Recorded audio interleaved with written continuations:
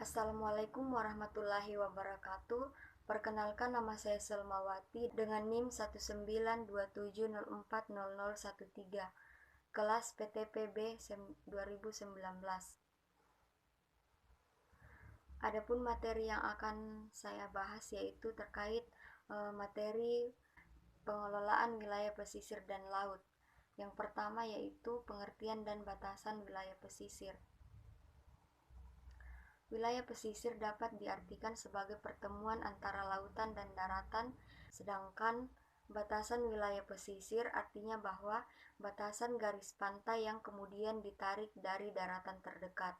Kemudian pengelolaan wilayah pesisir. Nah, pengelolaan wilayah pesisir ini meliputi perencanaan, implementasi, dan juga evaluasi yang melibatkan 3 unsur. Yang pertama yaitu ilmuwan, yang kedua pemerintah, dan yang ketiga masyarakat.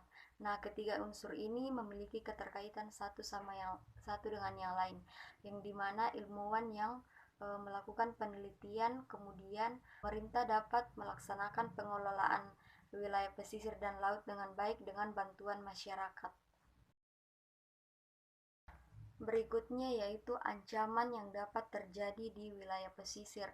Nah, ancaman ini terbagi atas dua, yaitu yang pertama abrasi pesisir dan yang kedua aktivitas IUUF. Abrasi pesisir dapat terjadi karena adanya gelombang pasang surut yang terjadi sehingga dapat mengikis permukaan pantai atau pasir yang ada di pantai. Kemudian yang kedua yaitu adanya pemanasan global.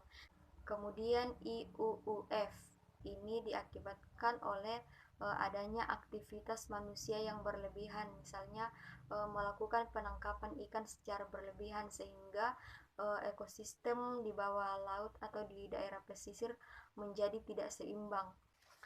Dengan demikian, solusi yang dapat dijadikan sebagai alternatif untuk penyelesaian masalah tersebut yaitu yang pertama dengan melakukan pelestarian hutan mangrove, yang kedua memberi pemahaman atau himbauan kepada masyarakat.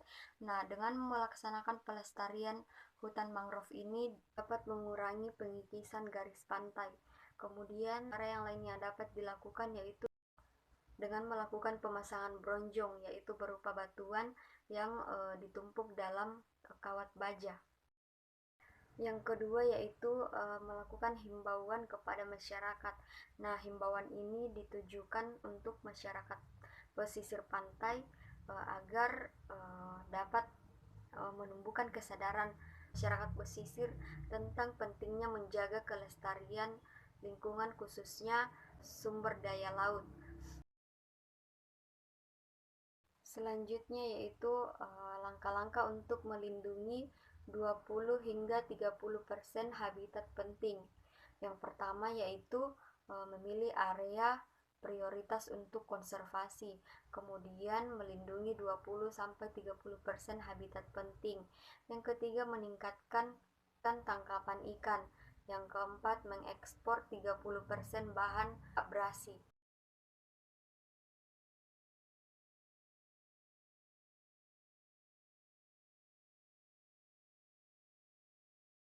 Yang terakhir yaitu morfologi pantai dan kaitannya dengan ekosistem yang hidup di daerah pesisir pantai. Yang pertama yaitu geomorfologi.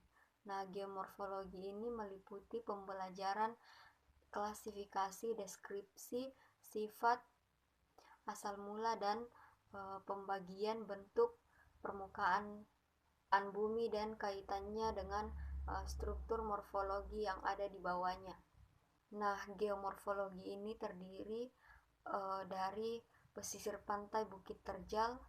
Geomorfologi pesisir pantai dipengaruhi oleh oseanografi yang dapat mengakibatkan terjadinya proses ekresi dan erosi pesisir. Yang kedua yaitu fisiografi.